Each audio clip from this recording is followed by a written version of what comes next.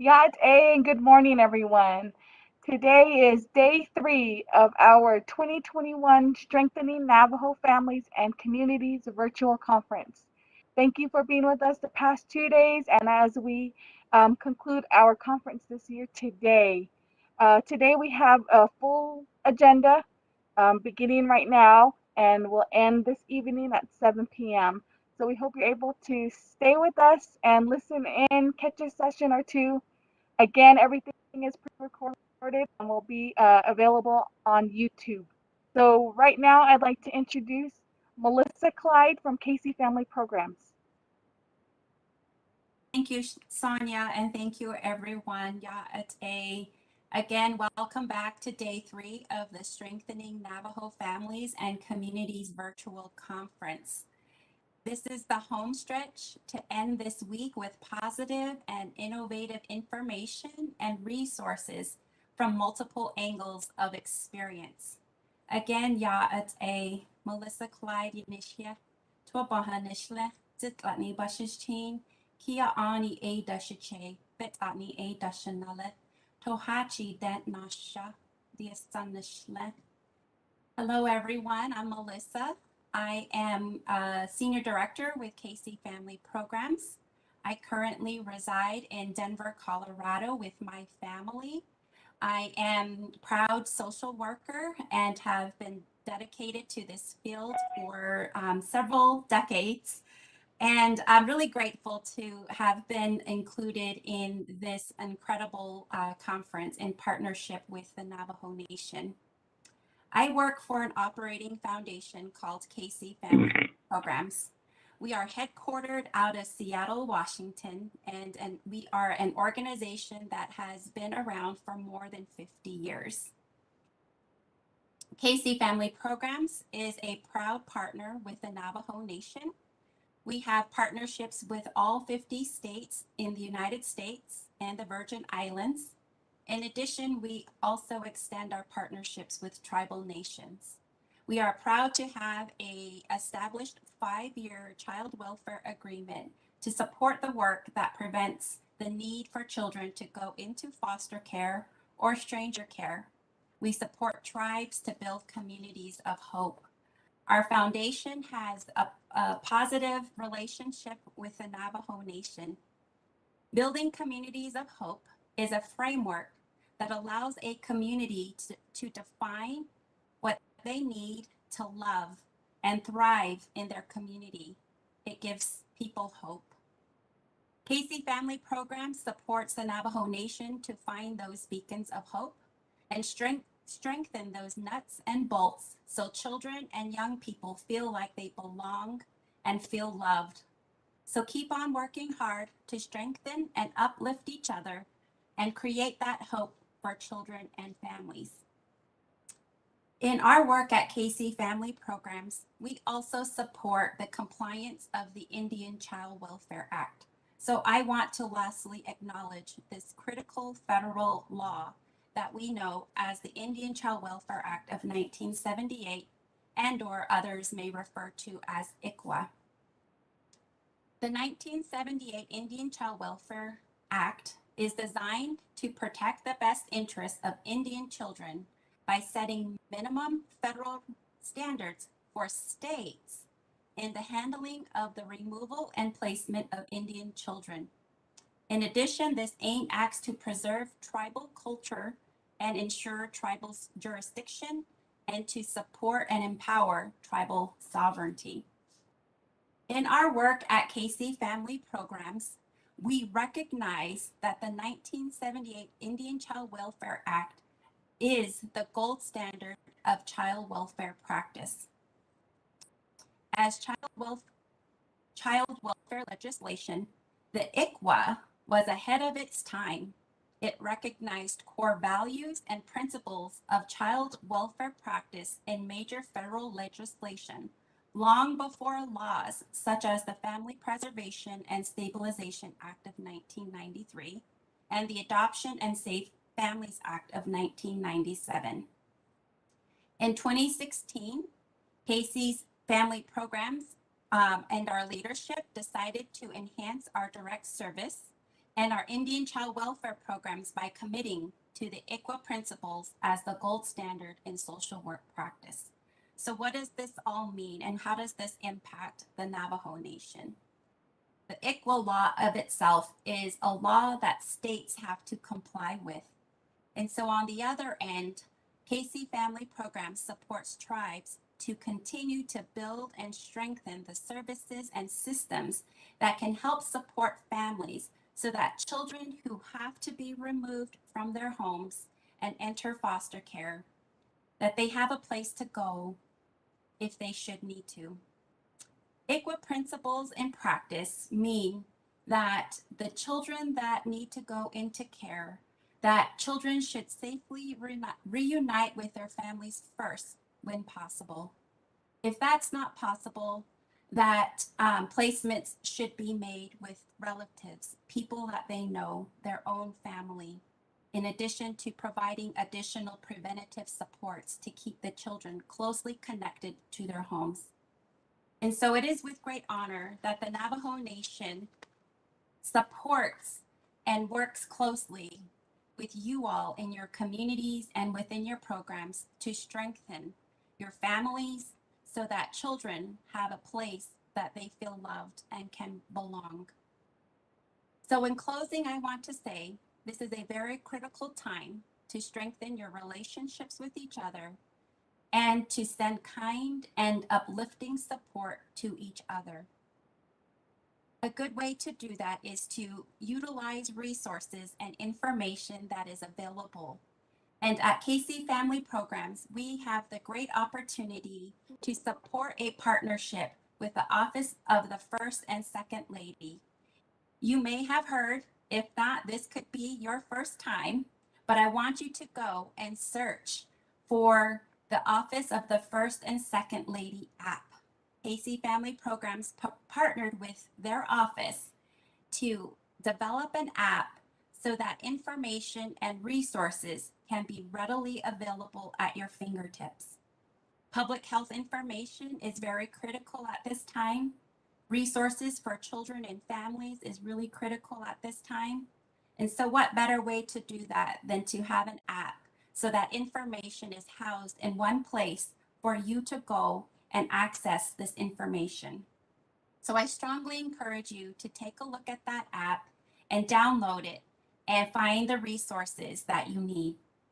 I want to thank the Office of the President and Vice President, Office of the First and Second Lady, and all the well-rounded staff for spreading your knowledge and sharing your love and compassion for the Navajo Nation and their children and families. It is a great honor to work alongside the Navajo Nation. I want to thank all of the planning committee members for allowing KC Family Programs to be a partner with you as you strengthen families and support the building communities of hope for the Navajo Nation. I want to next introduce our guest speaker. I want to introduce Joshua John. He is a senior system engineer at Raytheon. Thank you so much, everyone, and I hope you have a continued, well-rounded, and exciting weekend. Thank you so much. Joshua. Thank you for the intro. So, yeah, bene shidene do shike Joshua John and shie that name slen my pashin na karine da shite to na shashe snala aku ego the name slen na tani is de nasha. So good morning.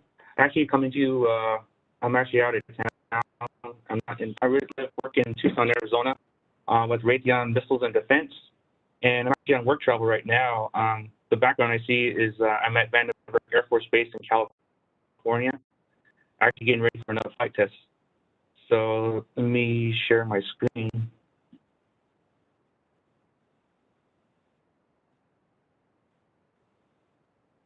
So on the Navajo Nation, and I've been with Raytheon since 2005. So a little brief about my educational background. I graduated from Shippett High School in 2000.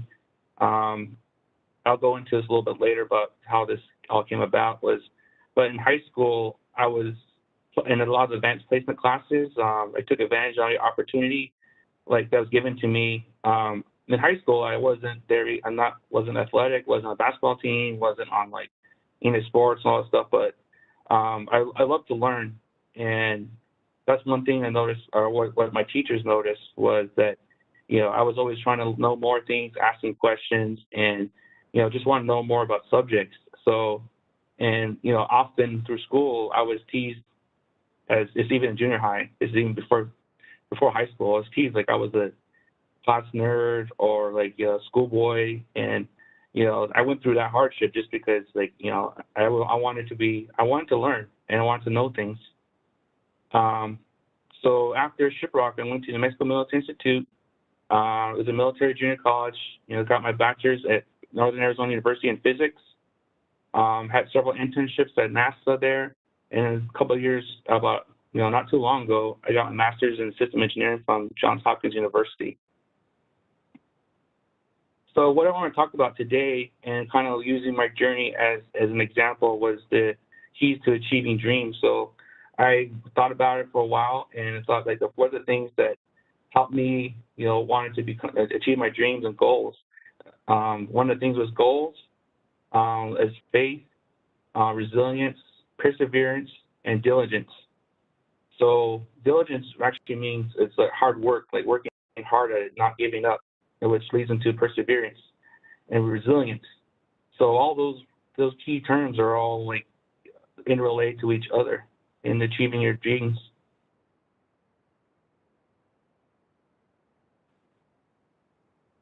So my family, my son and my Che, they were both sheep herders in Shiprock, actually in Area 7, which is northwest of Shiprock. So my grandpa, he was a World War II veteran. He actually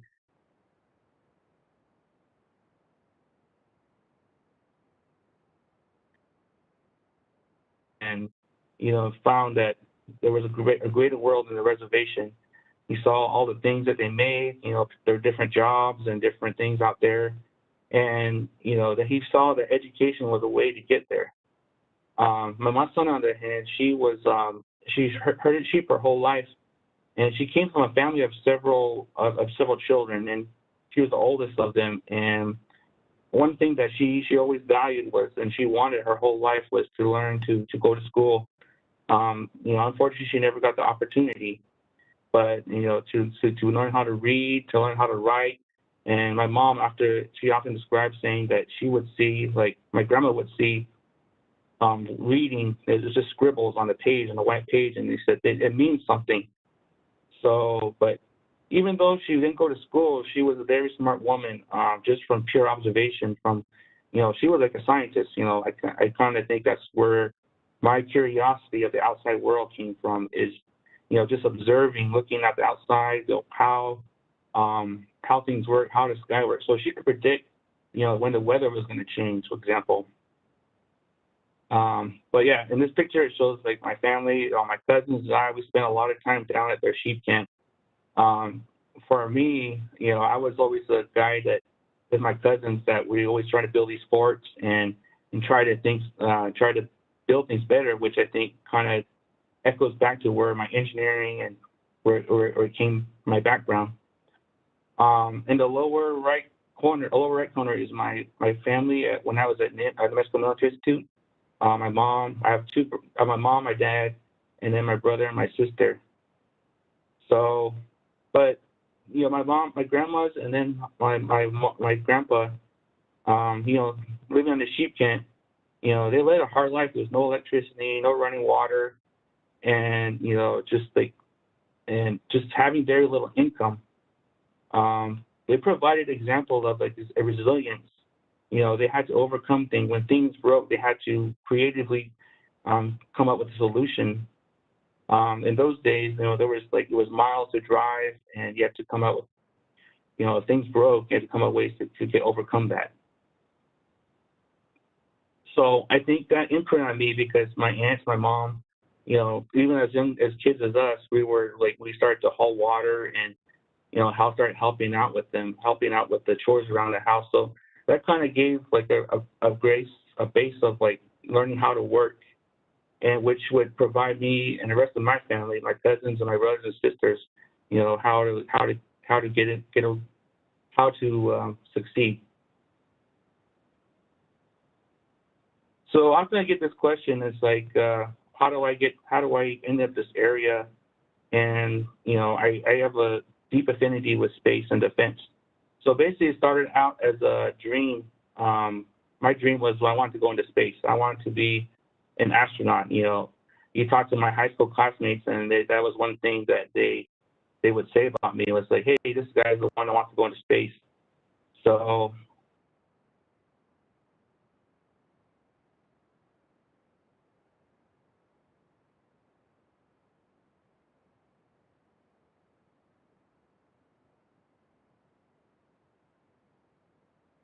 nighttime, the res has like clear skies at night. So, Shiprock's lights, a lot of night skies. You can see all the stars and planets, and that fascinated me. Just knowing that there's a different world out there, that there's so far distances to another star, and it blew my mind. The other things that influenced was like Fort Wingate and near Gallup.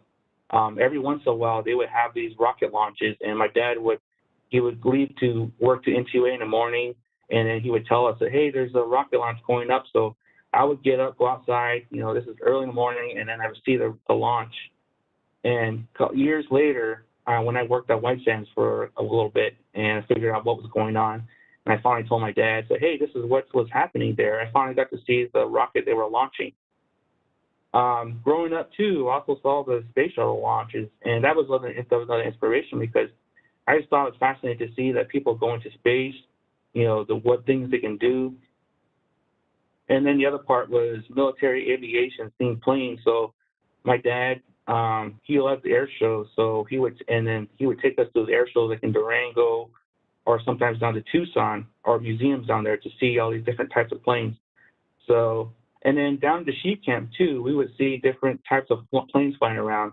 We'd see A-10s, see A-16s and whatnot down there. And the last part was when I was in junior high, I saw the movie Independence Day, and it's kind of funny because, you would never think a movie motivated you, but I just thought it was amazing to see like all these planes flying and being able to go into space, and I just thought that was pretty cool.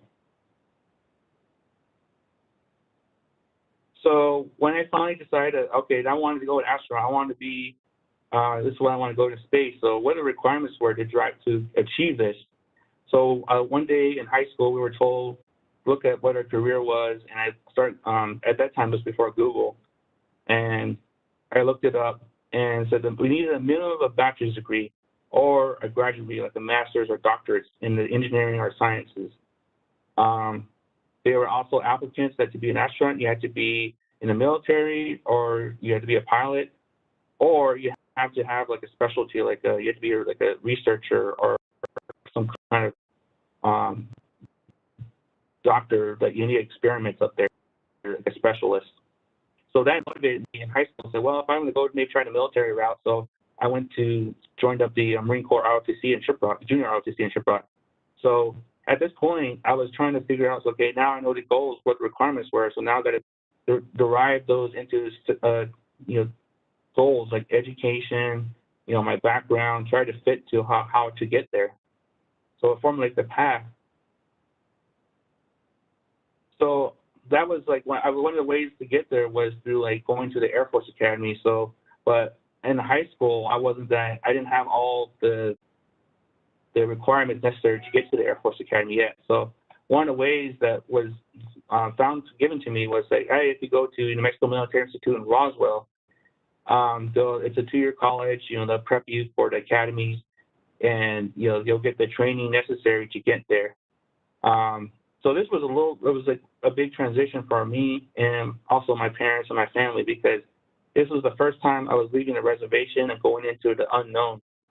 No one in my family has gone to this school. No one has gone to this school, or this area, or this kind of place.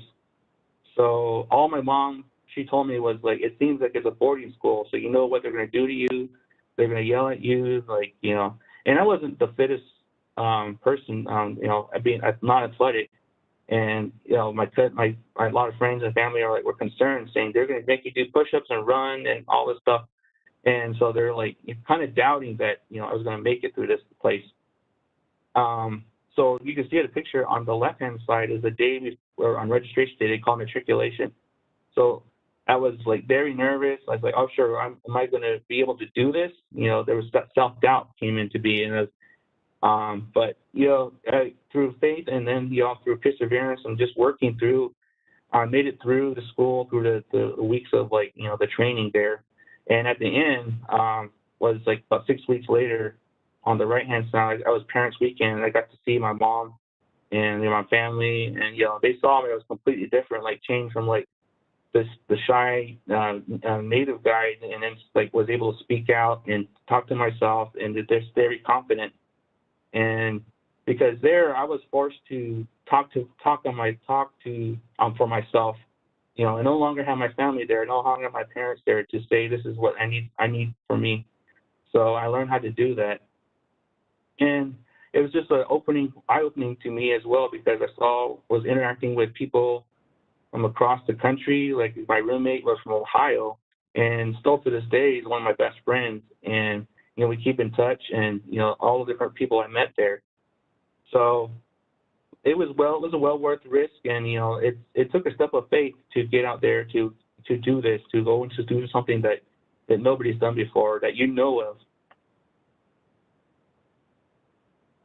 But so along the way, going through that military route, a detour occurred. So after I experienced at NIMI, I was like, maybe it's not so much for me.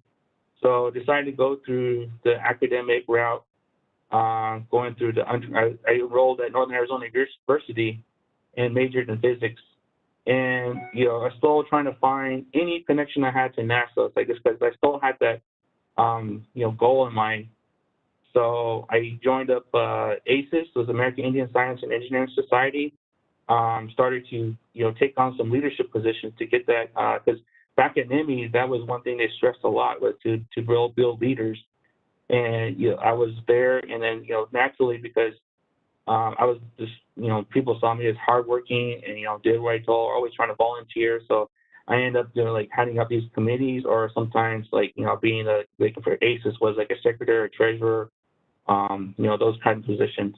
But in my school, I found these internships with NASA. So I was able to go to Greenbelt, Maryland for a summer through ACES, and then did an internship at their NAU with a space grant. So all these things, I was just like, as you go through school or whatever you do, you need to find opportunities there, like whatever your dream is. And you ask people, if there's people willing to help you, and that's what I did too. Like I was asking mentors, you have professors, you have people at ACES that are willing to help you out and they'll provide you the resources. So at the end of my undergraduate career, a physics degree, I took a class called quantum mechanics, and it was very complex and abstract in my mind, because one of the classes talked about was electrons. And the professor said, hey, imagine the electron spins one way, but it doesn't really do it in real life. So, for me, as a person, as a guy that, I had to have a physical touch or look at something, and it was very abstract, and I couldn't wrap my mind around it. So at one point, I asked the professor, what do we do with this? What benefits knowledge? How are we able to use it? And then he told me, he said, those are the questions an engineer asks, not a physicist. So if you're going to continue your education, I would advise you that maybe you should go through engineering instead of physics, because, physics just goes into more research, it goes more into math, and the questions you're asking are more on the engineering side. So, there was another road change there. So, okay, so now I'm not a physicist, I'm going to be maybe go towards the engineering route. But, I'm still holding on to that dream, but my goal. And, that's an example of perseverance. Even though despite those road changes, we're still going at it. And then the background of this was going on too was there were nights, I took a quizzes or tests, homework on weekends, and I would see my high school classmates they would be working, they had cars already or they had apartments already. And then here I am still under 20, 23 years old, 21 years old still. I don't have a car yet, I don't have my own apartment and I have not much things. And there were nights I said, why am I doing this? And it's those nights, those times when you have to think about, okay, you have to have that dream in mind. It's like, this is the reason why I'm doing this. And that's what gets you over those humps, those long nights, especially with college, because there's a lot of courses in there that sometimes you don't like. And for example, mine was one that was English. I didn't really like English. I mean, I was good at writing, but I didn't particularly enjoy it. So it's those times when you have to remember why you're doing this, why you're achieving those dreams, when you have to overcome those obstacles. So after NAU was hired at Raytheon, and after several 5-6 years there, it came a program called Excellent Atmospheric Kill Vehicle. And let's see if this works. So I was able to join a flight test team that one of the things they do is defend the country from intercontinental ballistic missiles, such as from North Korea or from Iran. And I worked on the payload on that system. And what its job is to intercept incoming ballistic missiles and, with just force, no explosives, blow them up in space. So I'd like to show a short video of one of their most recent flight tests.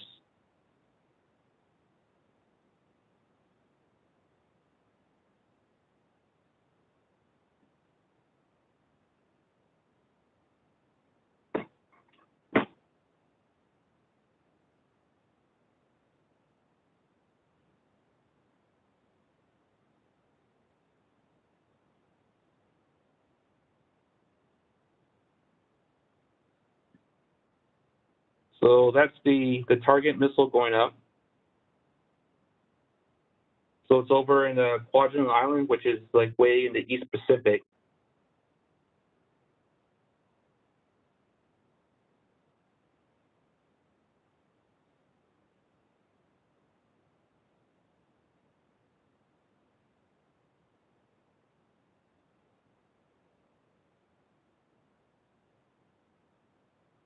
And then this is the GBIs, what they call the ground-based interceptor, that launched from here in Vandenberg.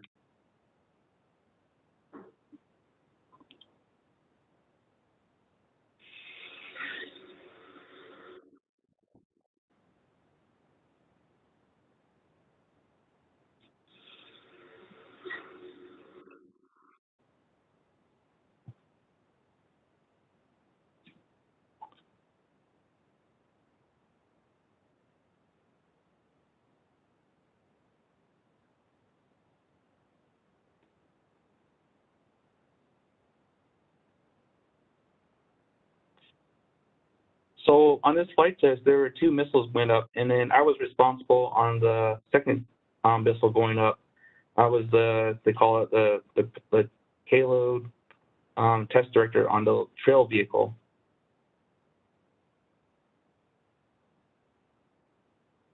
So on board that payload, they have sensors on there that detects the target in space. So that's what you're seeing right now.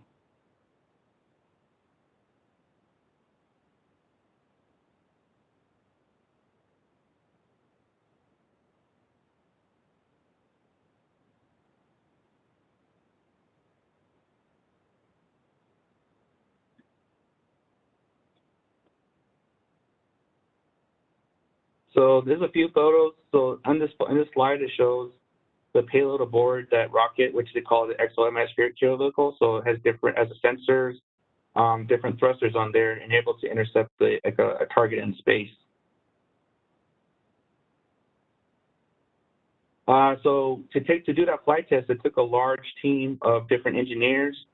Since there were 2 rockets, it took twice the amount of people, and working through them was a good experience, because a leadership experience. Because I was a test director, I was responsible for making sure that my team was ready, making sure that they had the data they need to do their jobs and our procedures, and ensuring their readiness too. So it took a lot of discipline and details, attention to detail to get this rocket off the ground. So if you're interested in this kind of area, rocket science or space stuff, basically you need a degrees in the STEM area. So electrical engineering, mechanical, aerospace, systems, physics, math, computer science, software engineering, and optical sciences. So those are the backgrounds of all those teams that those members of the team were. And if you want to do this, that's what the education is required for that. So one of the things was like I presented one time was like how Navajo teachings related to launching rockets. One of the main things was thinking before you speak. Like you translate that into your daily work. For example, like you watch what you put in your email, your PowerPoint presentations, how you talk to people. You don't just say something out there and and you could destroy things, especially nowadays with virtual Zoom and things are recorded. You don't want to do that. Rising early before the sun, that's one thing that Navajos we talk about, and that translates to in launching rockets is being at the site early. So some of these times we're at our launch center like at 2 or 3 in the morning before the sun rises, and for me, I personally, I'm not a morning person, so I struggle with this. So it's like getting up and being there takes a lot of coffee, but I'm able to go through it. Everything has its place and purpose. So this is one came from my mom, my grandma, my son, and my Che. How it trends, because my mom, when we were growing up, she was always like making sure like we had to put things away, have everything that was a proper place. It has to go somewhere. So how that translates with us was like foreign object control. So a lot of this electronics and sensors are very sensitive to dirt and different outside debris. So naturally, we were able to do that. I was able to do that really well. Respecting people, your teammates, your supervisors. You don't talk well with them, or you just do what they need. What you respect their position. The other part is don't be lazy. So one thing this was drilled into me as like on the flight test side was you're taking initiative. You find something wrong, or it could be just as simple as like picking up trash. Like example, last flight test, there was like trash cans all around, and no one was picking it up. So I was all right, I'll go over there and pick it up, because this came from like also being on the res. When you're helping out with a family function, you do that. And then just not being able to don't just give up. You have a backup plan. You just don't want to say, hey, that's it. I'm not giving up. I'm not doing anything. So you're not going to accomplish the mission by not having that attitude. Taking care of your sheep or your crops, it translates over like quality control. We want to make sure that we produce the best product. And then be observant, look where you're going. Was like one thing, when I was on the sheep camp or down on the res, because there's things like snakes, whatever out there, the fights and everything. So, safety and attention to detail, looking where you're going. And then being prepared, like you don't go out to like out on the res, you don't go out there with no water, no food or anything like that. So how that translated was like having, a plan in place, logistics, knowing what you're going to do if something fails. So all this translates to is like we're launching the dreams and rockets require diligence, which is hard work, and discipline. So next steps. So for my dream isn't over. I mean, I'm gonna keep working at it, but if it doesn't happen for me, I'm always trying to teach it. Like examples, like I like to start teaching people. Like example here at work was like training them how to do a flight test. Also trying to do like the pilot license. One thing I still want to achieve to do, and then set an example. It may not be me that goes into space. It could be one of you guys. I was just clearing the pathway for you guys to go through to show that us as a Navajo people, we're capable of doing this. We have the traditions, we have the teachings, we have our family members that provide us with the tools necessary to achieve things like this.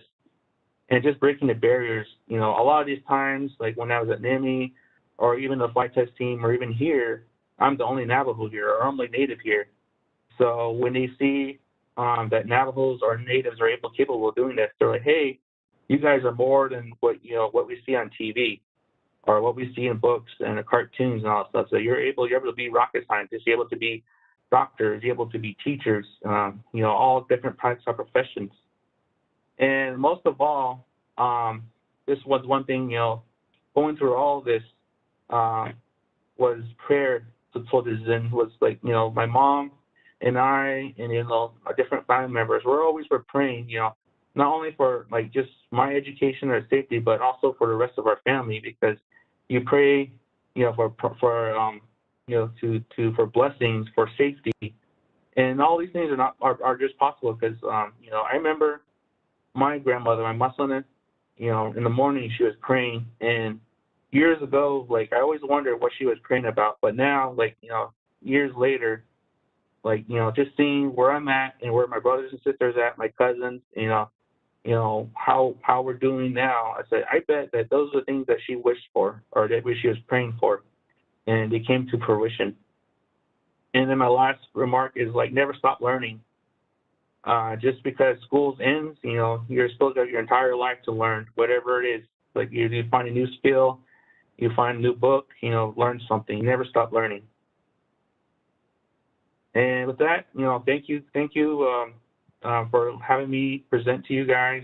Hope you got some information and were inspired. And my contact information, you can email me. Just want to share if you want to share my stories or just like if you have questions about this kind of area, and also put up my link profile. So with that, let's get ahead.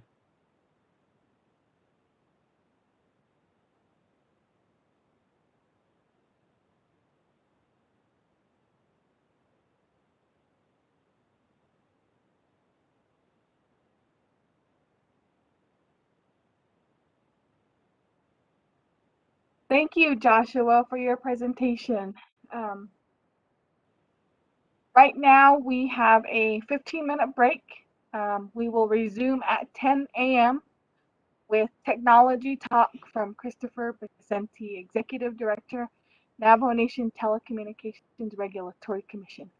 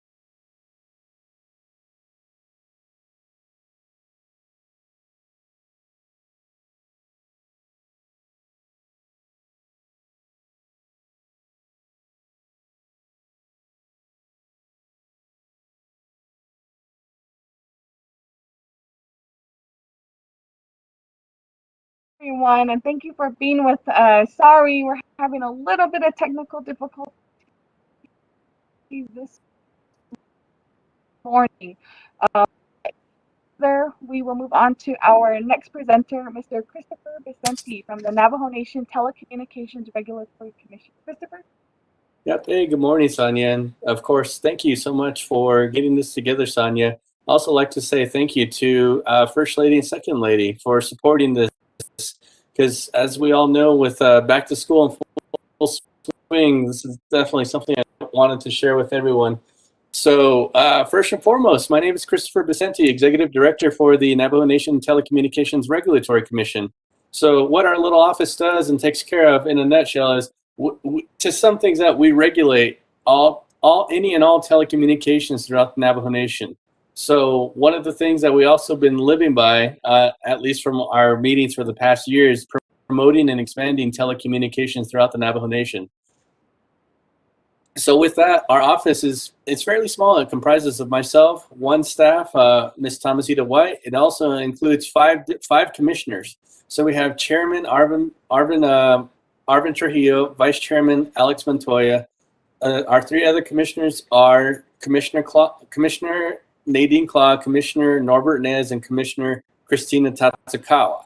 So again, I thank you so much for getting this together, Sonia, and allowing us to explain and how, kind of go over a couple different techie things I would like to share with the public regarding this segment. But first and foremost, let's see. I'd like to just kind of go over the emergency broadband benefit. So bear with me as I'm getting ready to share my screen.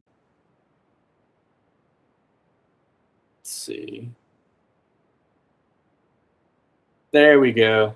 So first and foremost, the emergency broadband benefit was something that was signed into law at the beginning of the year.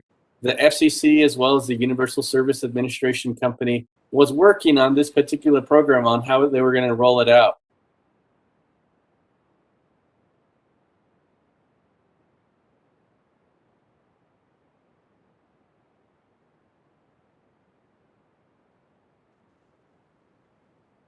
Program to help families and households struggling to afford internet service during the COVID-19 pandemic. This new benefit will connect eligible households to jobs, critical healthcare services, virtual classrooms, and so much more. So a little more information about this broadband benefit. The emergency broadband benefit will provide a discount up to $50 a month, up to $50 per month towards broadband service for eligible households, and up to $75 per month for households on qualifying tribal lands. So in this particular instance, for folks that do meet the eligibility criteria, if you're within the Navajo Nation boundaries, you'll be eligible for the enhanced benefit, which is $75 off each $75 off each month your monthly service. If you're not within any tribal or Navajo Nation boundaries, and you're still eligible for this program, you'll actually receive a $50 subsidy towards this program. There's also another benefit that was built into this, and one of the things that I do have to stress is that you have to visit the website, and I'll show this to you here shortly, but some of the service providers are participating in a one-time discount up to $100 to purchase a laptop, desktop computer, or tablet from participating providers. This just means that they can participate. It doesn't mean that they're required to participate. So I'll show you where to go here shortly to check on this benefit and see if a service provider in your area might be offering it. So again, the emergency broadband benefit is limited to one monthly service discount and one device per household. So of course, it's ultimately, that just sums everything up, that everything's limited to just one per household. Who is eligible for the emergency broadband benefit? The household is eligible if a member or the household meets one of the criteria below, has an income that is at or below 135% of the federal poverty guidelines, or participates in certain assistance programs such as SNAP, Medicaid, and Lifeline. I'll go into Lifeline a little later, but for now, I'm just going to go ahead and just resume discussion with the emergency broadband benefit. But again, the other additional eligible criteria is if the recipient or the household is approved to receive benefits under the free and reduced price school lunch program or the school breakfast lunch program, including the USDA community eligibility provision in the 2019 to 2020 and the 2020 to 21 school year. If higher education, if you are eligible to receive the federal Pell Grant during the current award year, you're eligible for this discount. The for folks that experience a substantial loss of income due to job loss or furlough since February 29th of last year, 2020, and the household has had a total income in 2020 at or below 99,000 for single filers and 198,000 for joint filers, or meets the eligibility criteria for a participating provider's existing low income or COVID-19 program. Next one is going to be how to apply. So there's three different options here. One of them is just coming directly to the website here at FCC. If not, the other option is going to go to getemergencybroadband.org. Here, it's going to be extremely beneficial. And the only reason why I'm bringing this up first is it allows you to enter your zip code and identify what service providers in your area are participating in this particular program. So again, if you're eligible, this will at least show you what service providers are participating in this program. The other option is you can actually just go directly to any of the participating broadband providers. This one's a little backwards. This is why I'm not recommending number one first, is I'd rather have folks go visit the website, enter their zip code, and identify who's participating in this versus going to go visit the service provider first. You can also call them and ask them if they're participating in the emergency broadband benefit, or also known as EBB. The other option is if you would like, you can call the toll-free number of 833-511-0311 for a mail-in application, or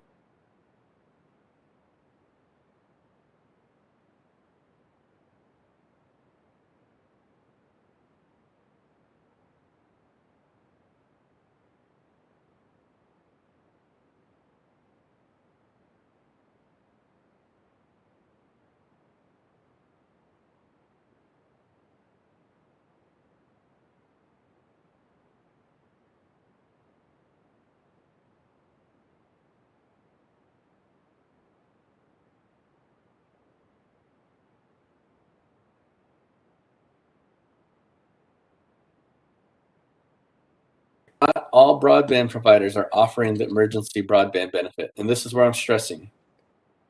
This is where you would click on companies near me. Once you do that, you can enter your zip code here. Once you do that, again, it'll come back with a listing of all the service providers, who's going to be participating in this program. So instead of trying to guess who's going to be participating in this program, you can come here into your zip. It does all the work for you. And once you do that, then you can go visit the service provider of your choice and see what benefit they're offering to the public. So again, just wanted to highlight this program. One of the things that I do have to stress is that this particular program, the emergency broadband benefit, is not a permanent program.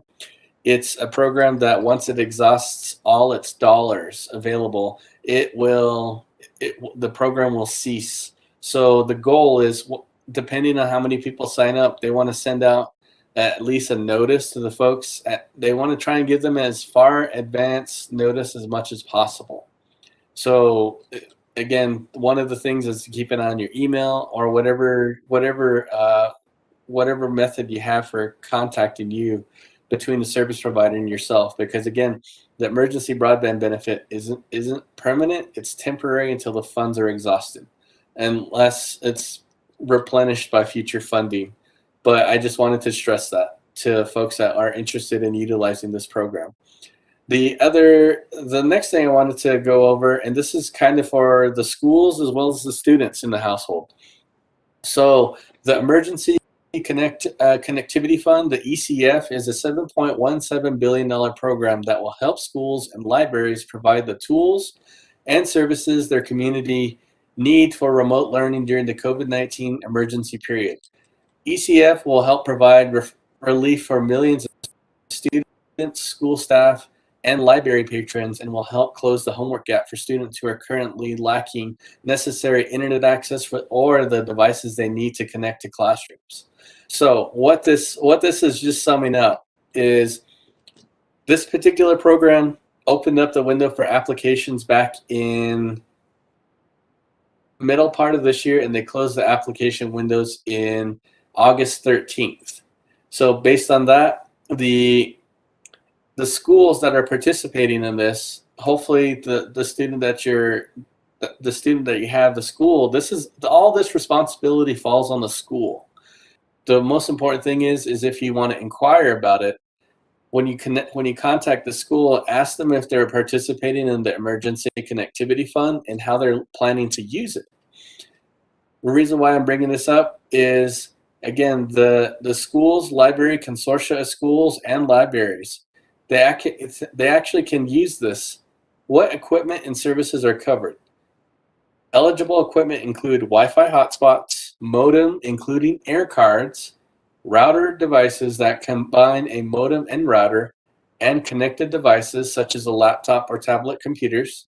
Schools and libraries can also receive funding for a commercially available broadband service that provide a fixed or mobile broadband connection for off-campus use by students, school staff, or library patrons. In limited instances, the school or library can demonstrate it is no available services options sufficient to support remote learning may seek funding for the construction of new networks to provide remote learning and the equipment needed for data casting services. So again, this is a lot to absorb, but ultimately, if you have a student and distant learning is going to be promoted, this is a fund that can help at least get you the equipment such as the laptop or tablet. If there's a need for internet access, the school will have to procure and select services for the student. So again, the application window was just closed in August 13th. So they may be going through the motions right now to identify and work out how if they're gonna use equipment, if they're gonna be using a service provider. This is something that I just wanted to educate the viewers that this program is out there, and if you're looking for alternative ways from the emergency broadband benefit to keep your student connected with distant learning, or if you need help with equipment, this is an option you can actually ask the school to see if they're participating in. Again, they're probably going through the motions. This program just closed, the application window just closed just recently, less than 30 days ago. So I just want to stress that if you do inquire about it, they may be going through the procurement process to procure the services or the equipment. So with that, I just wanted to go ahead and just share this with everyone that's joining us, as again, this is a great benefit for those students that are doing distant learning. The next one I would like to transition to is the Lifeline credit. So folks may know this as the free cell phone service that regional service providers promote. So if you see a broadband or a billboard that says sign up and you get free cell phone service with X amount of data with unlimited talk and text, that actual program specifically, again, is under the umbrella of the FCC. So you have FCC, and then you have the Universal Service Administrative Company. And this company works hand in hand with FCC to administer these programs. So again, this is based on your income, and if not, the easier way to identify if you're eligible for Lifeline is the federal assistance programs that are out there. So the Supplemental Nutrition Assistance Program, also known as SNAP, formerly known as food stamps. If you're on Medicaid, SSI, the Supplemental Security Income, Federal Public Housing Assistance, Veterans Pension and Survivors Benefit. What additional things that are on here for tribal territories?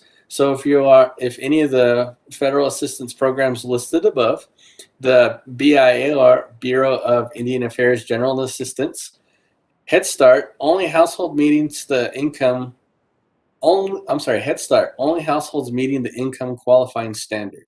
And then we also have the Tribal Temporary Assistance for Needy Family, also known as Tribal TANF. The food distribution programs on reservations, so is also known as the Navajo food distribution program.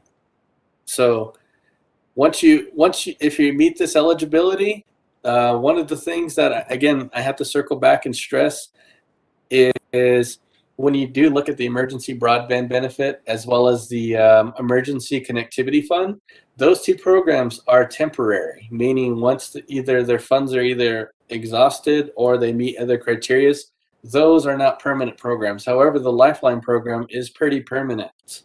There are a couple things that you have to do. Again, one of the things that one of the benefits on tribes is there's enhanced discount for folks who do reside on tribal territories. So bear with me.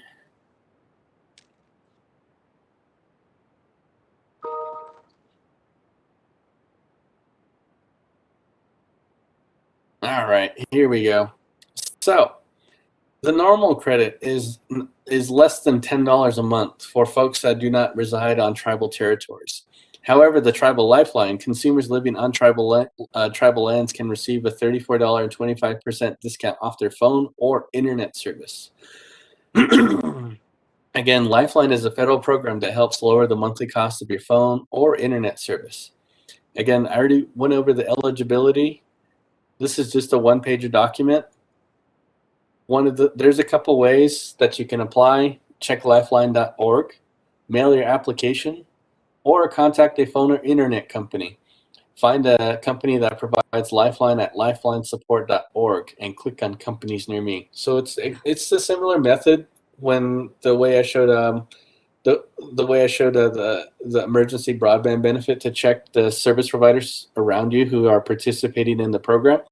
Same method with the Lifeline. Click on lifeline.org, click on companies near me, enter your zip code, and you'll have your listing of service providers in your area. So there's a couple options and of course a couple methods to show how you're eligible. One of them, of course, is a copy of your SNAP or program letter with the programs that were mentioned earlier, a copy of your pay stub or tax return. So if you need help or assistance, I know our regional service providers are definitely helpful in this aspect.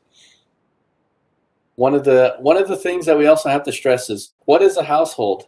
You can have multiple households at one address, for example. 4 adult members that live at the same address but do not share income and expenses may each have their own Lifeline benefit. If you are sharing, if you share housing with someone who already received Lifeline, complete the household worksheet that is available on our website or through your phone or internet company. This actually transitions me to one of the next things that I wanted to go over with everyone. If your parents or grandma or grandpa need help signing up, one of the challenges we have on Navajo Nation, of course, is addressing. So they have something called the National Verifier. Ultimately, this program was created to basically stop fraud from happening basically across the country. So those folks that were signing up for multiple programs and abusing it. So if you had an individual, they would sign up for 2 or 3 services with 3 different service providers. So this is where they had to basically identify a way to close the fraud gap, if you will. So I'm going to use the tribal veterans part as an example. One of the things is you can use the latitude and longitude. So if you want to help mom, dad, grandma, and grandpa out with at least this portion, it'll make the service providers' jobs a whole lot easier if we can at least get this information to them, especially if they're wanting to participate in the program. I'll use the gazebo here as an example. There's no address. So what you can do is on your smartphone, when you're on your smartphone, it'll actually give you a location with a blue dot. But if you're on a computer, you'll have to look for it manually. So the easiest way is if you do have a smartphone, it'll at least show where you're at. Once you identify the house, click on it. It'll give you the latitude and longitude. Once you click on that, it'll provide the details. So we don't need the 35 degrees, 40 minutes, 50 seconds. We don't need that if you can just get this right here, the 35.6807.44. If you want to just copy that and send it to them in a text message, that way they can show the service provider, it makes it a whole lot easier. And again, if you have two families, I'm going to just use this as an example under the gazebo. If I'm just using the gazebo as an example as a house. So you have mom and dad, then you have their child, their son or daughter. Both are separate generations, and this is where the multi-generational homes that definition will fall into place. So if mom and dad are eligible for Lifeline, one of them can sign up, and you have the kids, one of them is eligible for to sign up for Lifeline. Again, that's where the child, as long as they meet the eligibility for the criteria, they can sign up for the service. So there is language in there that does allow multiple families to participate in this program. One of the other things that I do want to stress with this particular program is it's not just limited just to your cell phone service, your unlimited phone calls, texts, and X amount of data. This particular benefit can actually be used for internet service. So when it comes down to internet service, there's a speed requirement, and I'll use this. So when you're driving down the highway, you have 55 miles an hour, 65 miles an hour. It's a similar expression for internet speed. So they call it megabits per second, or also known as megs. So the speed requirement is 25 megabits down. So that's basically the speed limit of 25. I'm just going to say 25 miles per hour. A download speed. That's how fast it needs to go. And then there's a speed called upload. So whenever you're, just like what we're doing right now, it's streaming this video. When we're streaming this video to you, it's coming from our laptop back out to the internet. That's where it's upload.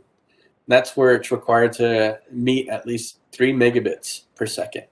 So you have a wide pipe. I'm going to use a water example again. A wide pipe to handle enough water to move at the speed of 25 miles an hour coming to you to download, and then a smaller pipe that you have to push the water back out.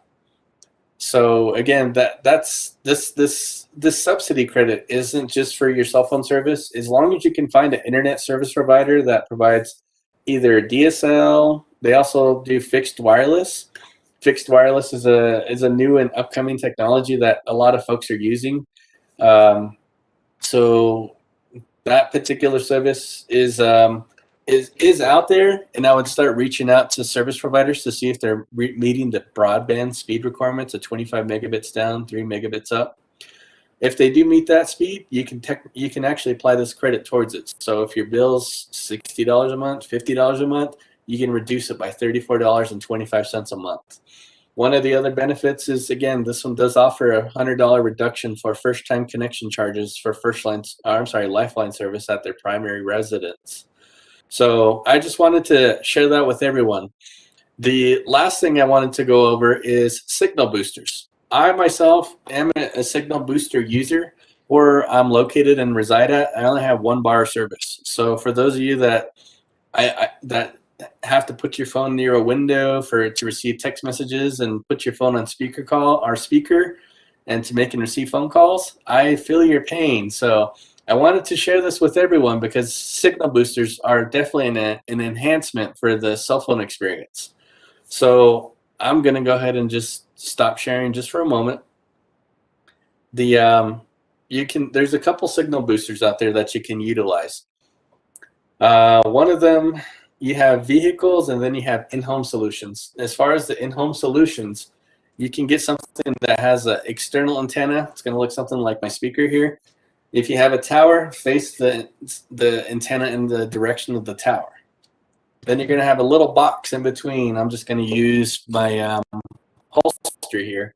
So the external antenna will go to here, and then you have the inside antenna. I'm just going to use a small remote as an example. So basically, all three are connecting. It's like a repeater, but it's also enhancing and boosting the signal inside. Not only does this provide better cell phone quality, better quality for your cell phone calls, it actually provides faster internet speeds too. So for example, again, since I use it, I only got 1 to 2 bars at home, depending on where I was at inside the house. I set up the booster, 5 bars at home now, and the internet speed is completely different experience compared to what I was dealing with just the phone without the booster. So there's a couple solutions that that you can use. As I was mentioning, that the signal booster, the speaker that I use goes outside. You have something that looks just like this in the middle around the cell phones, and that will be the signal booster in the middle. And some of them do have antennas built into them. And then you have another one that you have other options that have another wire that go to something like really small inside the house, because one of the things that when I set this up is you have to have the external antenna 25 feet away from this for it to work, or else it's weird. They call it echo. It goes back and forth, and if they're too close to each other, so the signal booster won't be able to perform its functions properly. The other option is if you the in-vehicle signal boosters are also there as an option too. Before I jump into that, one of the things that I do have to stress is if you do start shopping for a signal booster, make sure that it is approved by the Federal Communications Commission. You'll see this little logo on it somewhere. Most of the newer signal boosters are universal between multiple service providers, meaning that back in the day, 10 years ago, you had to purchase a specific signal booster for a service provider. Nowadays, they're completely universal. So, but the only thing I want to stress is when you do go shopping for a signal booster, make sure it's universal. So, and if you can find a universal one, you don't have to worry if someone in the phone, if someone has carrier A and then somebody comes in with carrier B, no big deal. It'll be able to signal boost for all those service providers. When you open up the box, there's one thing that you do have to do. The user does have to do is actually register the use of a signal booster with the service provider. Inside the box, it'll give you the directions on how to do that. Again, the vehicle signal boosters, same concept. External antenna into the signal booster in the middle, and then the small antenna that's your repeater on the inside. If you see some semi trucks driving around and you see that buggy whip or the CB antenna, and it looks like a can on top of it, that black antenna, that's actually a signal booster too. So you have folks that are on the road that do use this to eliminate to reduce the amount of drop calls they have. So I can contest that signal boosters do work. Just one of the things that I also have to stress about the regulations or favor one service provider over the other, including manufacturers of products. So we can make these recommendations, but it's up to the consumer to do their research on which product they're going to choose. So if you reach out to the office and you ask for a specific, if you want to provide guidance on a specific carrier, we won't maintain a stance or favor anybody. We make sure that we're treating each of our service provider on an equal playing field, including manufacturers. So if you notice that I'm using general terms, signal boosters, I'm not using any specific names. Whenever I mention service providers, I'm not using specific names as well. So that's one thing that I also have to stress, that our office does not favor or promote any service provider one over the other. And this kind of wraps things up with the tech talk that I have for right now. I wanted to just provide an education piece around the emergency broadband benefit, the Lifeline service. The Lifeline support that's currently available throughout the entire country, and the pricing of the service it varies depending on the location. So if you're within tribal territories, there's an enhanced pricing available. And of course, we did go over the Emergency Connectivity Fund and the signal boosters. I wanted to just provide all this information because it's pretty relevant considering everything's going in full swing for back to school right now. All these kind of do bounce off each other, especially for distant learning. So if you would like to, our office hosts regular commission meetings every second Thursday of every month. If you'd like to meet with the commissioner, by all means, you can reach out to our office. You can email me as well. My email address is chrispacensi@navajo-innocent.gov. You can also reach me on my mobile, 928-955-6645. So just want to put this out there. We'll also be posting all these PDFs as well as these websites on our Facebook page later. If you'd like, Navajo Nation Telecommunications Regulatory Commission is also there. We provide the latest in terms of whenever there's outages through our Facebook page as well. So we try to keep the public up to date regarding outages and the latest and greatest that will benefit anyone on Navajo Nation. So with that, that'll conclude what I have for right now. I'd like to thank again Miss Sonia Begay and First and Second Lady for getting this together. Miss Sonia?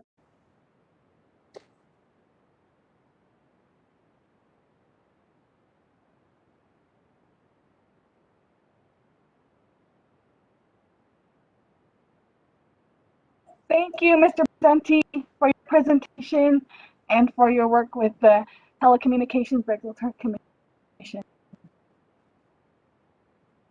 Now we have a break. We will return at 11 a.m.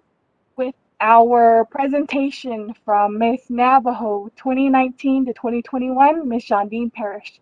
So right now we will end with a break. We will be back in 15 minutes. Thank you.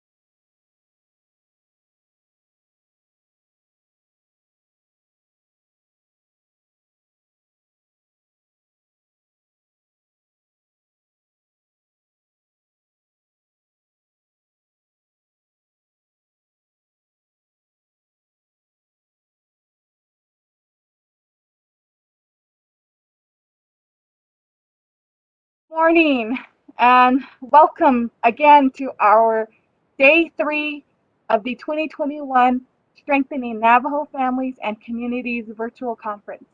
We're happy that you're here with us online, but if you're unable to view online, you can catch it later on the OPVP YouTube communications channel.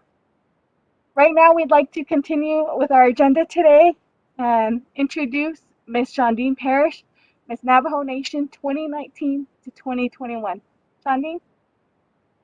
Ahyehe Sania Adel, Ahyehe Nihinat Ani, Shema Fafilia Nez Adel, Shema Dottie Lizer, First and Second Lady. Ado ya it's Eshik Ado Shidana ya it's Eds on also Sheakia Ani Adel na Enishlingo do Bashichin, Twitter cheat ni A dasha chates Kabaha A dashanella, Aquat Al Saninishlan, Shea Shandine Parish Inishia.